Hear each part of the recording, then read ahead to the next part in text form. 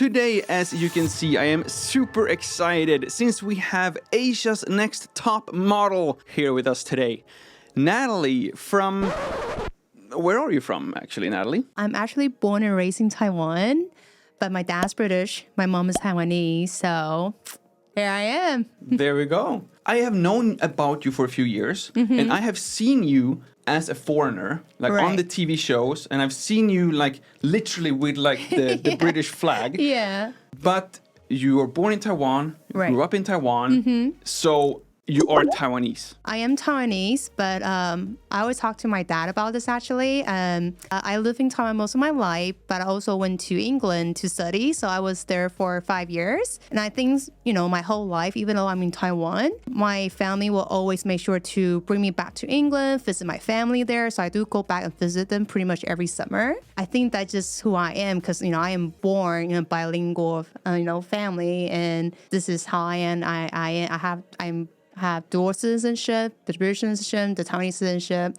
So when people ask me, I'm just like, well, this is just me. I'm both. So many questions about this. Like, please stop me if it gets like too personal. You don't want to talk about anything. But growing up in Taiwan, were you ever like reminded that you were British and Taiwanese, or how was it growing up compared to like your other classmates here in Taiwan? So I went to local school at first, and I think the whole time everyone just telling me that you're a foreigner, you're not Taiwanese. Even my teacher, they were like, you represent England, so if you behave poorly, you make England look bad. So yeah, they literally say stuff like this to me. So the whole time I'm like, okay, so I guess I'm not Taiwanese. And until when I got to England, I was like, okay, now I'm in England. And my whole life, everyone told me that I'm not Taiwanese, I'm British. Now I'm here. And all my English friends like, you don't sound British. You're not British. You're Taiwanese. Yeah, you're very Taiwanese. So I'm like, okay, I am so sick of this. You know, I'm fed up. So I have a really nice long conversation with my dad. And my dad always knows the right thing to say to me. So like I said earlier, like I am just not the stereotype of, you know, like a Taiwanese or British because of my background. But I am both. But, you know, this is just how I am. And there are a lot more mixed racial nowadays. And I feel like they can all relate to my story. So I say when I was younger, I was a bit confused. But now I have stronger idea of who I am. Because my parents, they were a bit worried about me going to England. So they actually transferred me from local school to international school during high school. So I went to Taipei European School. So they kind of helped me to prepare myself to go to university there. So I feel like my experience will still be different than the really traditional local student here that go to England. Because for me, at least, I was used to their culture. I used to their cuisine. You know, my mom make British food all the time. And then, like I mentioned earlier, I visit my family in England every year. So I know what to expect when I get there. But I guess one thing I could relate is because I went to London and my family lived up north in Lancaster, so it's a little bit distant. So when I was in London, I am on my own, and I remember my first thing when I got there. Oh my god, the underground, the tube map. I was getting really nervous on my own, and also security. It's just a lot safer in Taiwan. So I remember when I got there, I have to go to summer school first, and they were like, "Don't go out by yourself at night. You always need someone to accompany you." And I never get that in Taiwan. You know, I go to silly night market, and I take the bus home, and I walk back home, and it's like midnight. I'm like, woo! Not saying that, you know, you should always be careful no matter where you are, but I feel very safe in Taiwan. Whereas I remember when I was in London, being more on like a not so luxury, safe kind of area, if that's the right word to say it. Sure, yeah. Remember, we have students getting stabbed right outside our accommodation. And I remember I was standing on the bus stop, this lady behind me, someone just ran and grabbed her bag and run. And this is the place I was staying, but hey, the accommodation was very, very good price. But that really like made me tough in a way. My next question was, after these 5 years in England with like an England education, why did you decide to come back? But I think you already answered that question. It's like, I didn't want to get stabbed.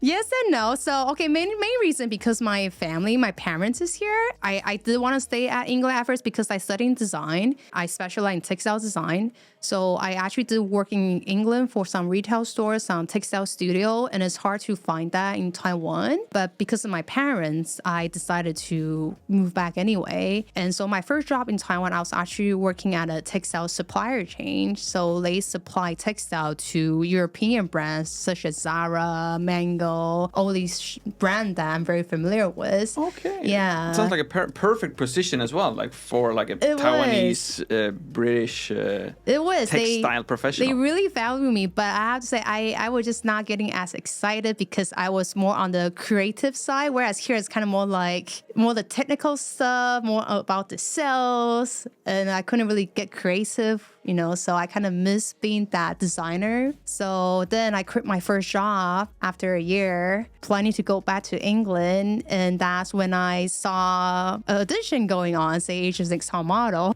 and that's how my career began. Right, and as a natural segment here, I want to talk about this top model career. But first, I want to talk about another place where Natalie has appeared recently, and that is on FUNDAY Chat, which is a program hosted by the sponsor of today's video, FUNDAY. By now, everyone should already know how much I enjoy FUNDAY. Not only do they offer English classes every single day from 6 a.m. to 2 a.m. Taiwan time, they also have a huge selection of different classes, both in terms of your current English level, but also in terms of different topics. You want to explain the idea of anxiety? It's a mix between stress and worry with a small touch of panic in the middle.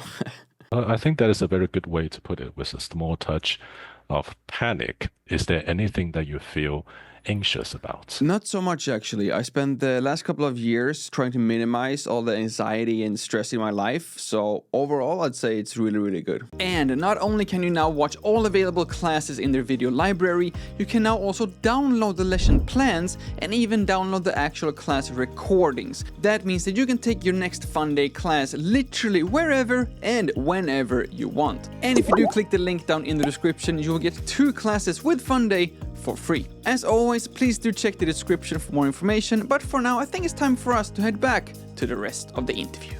So you said you went to an audition for this. Like, when you went to the audition, what did you think was going to happen if you now got the part? And what did actually happen? Like, how did those years of your life look like? Well, so I always loved the show American Next Top Model. That's where the show originally began. And I remember they had a British version, but I was still studying in university. So my mom was like, you have to finish your degree first. You can't, I did not pay your student fee so you can go and audition for the TV show. I'm like, okay, fair enough. It just happened. Like, when I quit my job, I was planning to leave Taiwan. I have that gap of like a period of free time, and then I just saw it on TV say Asia's Next Top Model, and the requirements say you have to be Asian, which I'm half Asian. I was concerned that they're not gonna accept me because of my look. And I remember I was talking to my parents about it again, and like you shouldn't, don't doubt yourself, don't say no to yourself, just give yourself a chance, just apply for it, see what they say, because you are pretty local. You're born and raised here. I was actually very surprised that I got selected to represent Taiwan. I do have to apologize because I have not seen this season of Asia's Next Top Model. 10 years ago. How did it go? Like, how long did you last in the competition? And what happened like afterwards? I was 6 out of the 10. I think it was 6, yeah. So I did okay because they were actual professional model. There were a lot of professional model. There was some amateur, and and I was working on the textile mill. You're a textile girl from England, yeah. Yeah, so I was pretty happy with the result. I mean, of course, I wanted to win. I remember the last episode, my face, I looked devastated, and I was devastated. But after the show, I realized, you don't have to be number 1 to really be the winner. Like, I gained so much experience from this show, and I actually didn't even know that I opened up new opportunity for myself, because right after the show, one of the sponsor of the show, which is Subaru, they contact me. They're like, oh, we like your performance on the show. We would like you to be one of our ambassador. Congratulations. And now you're here. Now I'm here. Your career just like crashed after 10 years. I'm a mom. Not just kidding. I love being a mom too. I'm not going to say that being like a mom is like, it's not glamorous. Oh, no. But it sounds very, very different from very, Asia's Next Top Model, full-time mom. Yeah, it's a very, very different job. But yeah, they all have their challenge and there's ups and downs. But yeah, I love spending time with my son. But I think my personality, I wouldn't call myself a full-time mom because I still work on the weekend. I work every weekend for WTO now. So I go on their show. And occasionally I have different other jobs that line up. So my husband, he's a great partner. So we always communicate and we kind of help each other, you know, when it's his turn to look after the kids. And I have great mother-in-law. Thank you so much. They always help me look after my son during the weekend so I can go on WTO. How is that like to raise a kid in Taiwan now? Are you a Taiwanese mom? Or are you an English mom? That's the thing. I'm very in between. So that's why I find it really hard to... I would just have to say I'm both because, you know, there are a lot of things that I guess I do. Like my Taiwanese friend will be like, oh, that's such a Western thing. But it's also sometimes when I share with my friend from England, they're like, oh, is that like an Asian thing? It's just, I guess I'm very in between. Let's vote here. What's some of the rules that you have that we can vote if they're English rules or Taiwanese rules? I know this one. So I did the self-weaning training. So they feed themselves. Okay. So that's very Western, but I like that one. So in Taiwan, most of the parents here, they love to basically make a lot of congee for their baby. They kind of mash all the food and they feed them. But for a lot of Western, I think it's called baby-led weaning, so BLW. So that's where you kind of start for 6 months. You're starting to give your baby more solid food and you let them train and then kind of they will feed themselves. So they use their hand at first and slowly you kind of give them the spoon and fork and then try that. So my son was able to pretty much just feed himself since the age of 1. And when my local friend come over to my house, they get really surprised by that. They're like, oh, you're not going to feed him? It's like, oh, he's doing pretty well. But at first it's messy. That's a downside. At first it's food everywhere and then me mopping the floor all the time. But now it's payback time, so now I can relax. Yeah. Okay. So yeah, because it's, you know, perks. That sounds very, very English to me. So let's go with English mom. I guess I try really hard not to spoil my kids because I feel like nowadays, especially in Taiwan, like not many people have kids nowadays. And when they do have one, they just want to give them everything. And of course, me as a mom, I want to give them everything as well. But I'm just trying to be like, you need to earn it. I'm not going to just give you. So I print out all these like paper where you kind of have this goal. And if he do something right, he get a sticker. And you need to collect enough sticker to exchange to something he wants. So from like, I think I started this like when he turned 2. So whenever he's like, mommy, I want this, I was like, well, you have to earn it. So you need to behave. And when you do well, I'll give you a sticker. And once you complete like 100 sticker, you can use that sticker and then exchange you something you want. This sounds very Taiwanese. Or like a magic. No. Not only do you need to feed yourself, you also need to earn everything. Have you paid rent this month? Like the crib is not free, you know? Well, soon.